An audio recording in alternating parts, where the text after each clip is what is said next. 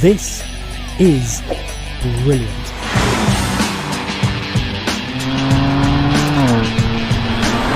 This is the BMW M2 CS.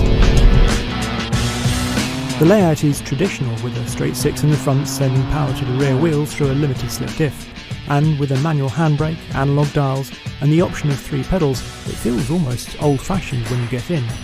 But don't underestimate this little package. This £75,000 CS is the final fling for the M2 that first hit the road in 2016, and I'll say it again, it is brilliant.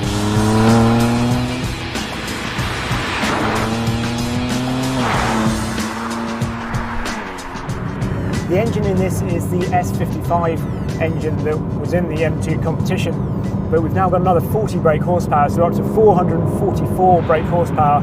Torque stays the same at 406 pounds-foot of torque, but frankly, it doesn't need any more. It's still just wonderfully punchy. Wherever you want to get on the throttle, it's fabulous.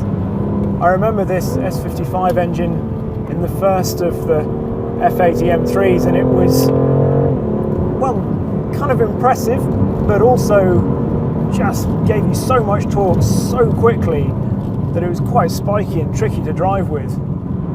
As soon as you tip it in, you can feel it leaning on that outside rear tyre. You feel exactly how the sidewall is just sort of deforming, clawing for grip at the tarmac, even on a really greasy day like this. It just feels fun, whether you're going fast or really just stroking it along.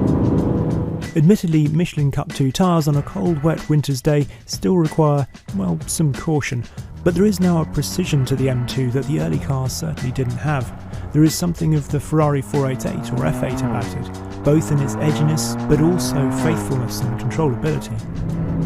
We've got adaptive dampers in here now, so that's one of the big changes over the M2 competition. I like the passive dampers in the M2 comp, and actually the steps in this initially seem pretty small between Comfort, Sport and Sport Plus. Instantly I've got all this set up, so I have the dampers in Comfort for the road, then I've got the steering in Sport, and then the engine, so the throttle response and everything in Sport Plus, because I love that responsiveness to the throttle to really help you steer through the corners using the throttle. We slow down for a second, just go second gear, through the revs, all the way up to 7,500 RPM. It's such a creamy, smooth engine. It's an absolute delight to use, and this actually, it sounds better than the M2 competition. Not massively, it's not like a, say, a sort of Porsche naturally aspirated engine, but it's still really, really good. It's strange, isn't it? Because I always think of BMW engines instantly. I think of, well, the BMW V12 in the back of the McLaren F1, or obviously the straight six in the E46 M3 CSL, that amazing induction note. But also BMW's been famous for some amazing turbocharged engines. There was of course the M2's great-great-grandfather, the 2002 Turbo, and the forebear to this, the pugnacious 1M. But I also think of the astonishing F1 engines that BMW produced in the 1980s for Brabham and others, putting out up to 1,500 brake horsepower in qualifying tune, the so-called grenade engines, because they would barely last a single lap. Let's talk about gearboxes, because this car has obviously got the DCT gearbox, which is an optional extra, but as standard you get a 6-speed manual gearbox. And I've done a lot of miles actually in a manual version of this car, and it's definitely the one to have, because it does add just an extra layer of interaction with the engine, and somehow, I don't know, it just brings this whole car alive even more. This DCT is by no means bad. I do feel sometimes it just thumps a little. It can make that torque delivery seem a little more abrupt than it needs to. So I like the fact there is the option, so if for whatever reason you really don't want a manual, can't have a manual for any reason, then you still get to experience the M2 CS. But there is no doubt that the manual is the one to have if you have the choice. There really isn't a lot I don't like about this car. Just tease it through the corner there. this big steering wheel, you get in and instantly I was kind of thinking, I'm not sure about this, but to be honest, you seem to forget about it pretty much straight away. It just works.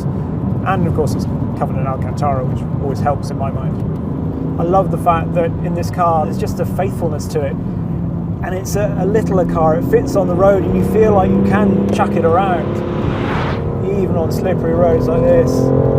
Just there, not big slides, just using the rear end to help steer through the corner. The one big problem with the CS, however, is that you get pretty much all the dynamics, most of the power and all the torque with the M2 Competition, which costs about 30% less. What you don't get with the Competition though is this car's carbon fibre.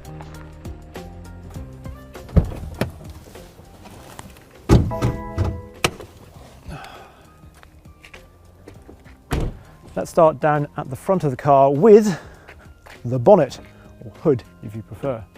And you really can feel as soon as you lift it up just how light it is. It weighs about 11 kilos, which is about half the weight of the standard bonnet. Under here you can also see the carbon fibre strut brace, but that's of course not unique to the CS.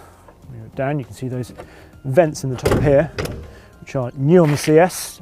Carbon fibre splitter down at the front, and then as we move along the side we have the optional carbon ceramic brakes, which are identifiable by that gold tooth of the caliper peeking out from behind the rims. Overall, those brakes save 22 kilos, and that is of course unsprung mass. Moving along, inside we've got the carbon fibre centre tunnel, which saves about 2.5 kilos and looks quite lightweight because it's just a bit more pared back. If I'm honest, inside I would have liked to have seen a bit more sort of light weighting, I suppose. They could have got rid of the rear seats like the CSL, made it from a CS into a CSL, and I'd kind of like to have seen that, but it would of course taken some of the practicality away. The biggest piece of carbon fibre though really is this up here, the roof, the thing that people really crying out for to make this, in their eyes, a proper M car. And it's not just any carbon fibre roof either. It's not just cosmetic like the M Performance variant. This is actually structural. So they've got two layers of carbon fibre with honeycomb in the middle, and they've taken out the cross brace there, and it goes up from underneath, and as I say, it's the structural part of the car. Weighs just over 4 kilos, so saves about 10 kilos, and obviously that's all up high as well, so it lowers the centre of gravity. Moving round to the back, we have this carbon fibre gurney flap on the boot lid, and obviously you've got the carbon fibre rear diffuser there as well. So carbon fibre is a big, lightweight part of the CS.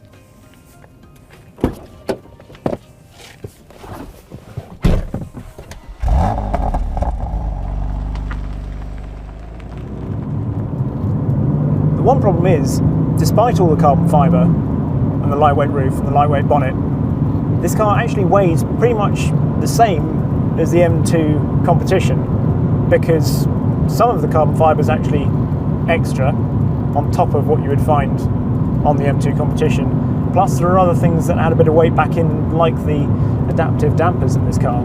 So lightweight, sort of. Which again begs the question, is it worth it over an M2 Competition? Do you really need all that extra power and the ability to stiffen the dampers? On the road? Probably not. But on the track, well, that might be a different story.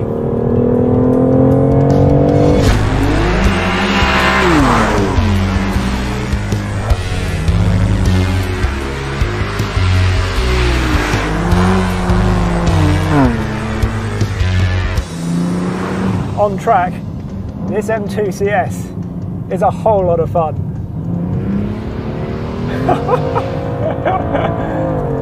Slides for miles. I've got everything ratcheted up a bit more, actually, because it is so slippery, the Kerber today. I've just knocked the dampers back from one. It was a bit drier earlier, and I did have it on their Sports Plus setting for the dampers there, and it did work. It was nice. It just let you sit into slides more nicely. You definitely didn't want it in comfort. Now it's a bit wetter, and actually dialing it back to sport has definitely helped a bit, just to give it a bit more progression, particularly at the end of slides as it comes back into line again. Even though it's really wet today, once you get some heat into those Cup 2s, It's staggering the amount of traction you can actually find. You would have so much fun in this at a track day, I think, because the nice thing as well is you don't have to drive it in a really leery fashion. You can just chuck it at corners, and you can keep it nice and neat. You can just nibble away at the oversteer. It lets you do that, and it still feels so beautifully just compact and actually really precise as well. I love this car. I really, really love this car.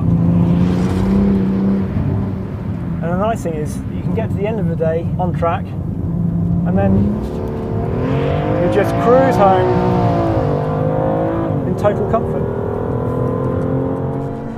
When I first drove an M2 CS, I couldn't help wondering if BMW should have gone even further with it, made it more stripped out, made it a full-on CSL. But the more time I've spent with it, the more I've actually appreciated that usability it has retained. As a one-car garage, it would be pretty mighty. The downside is that it does mean the dynamic margins between the CS and the significantly cheaper M2 competition are relatively small. But in a way, that's a good thing for most of us. The CS is the halo car, and if you can afford one or find one, it is better.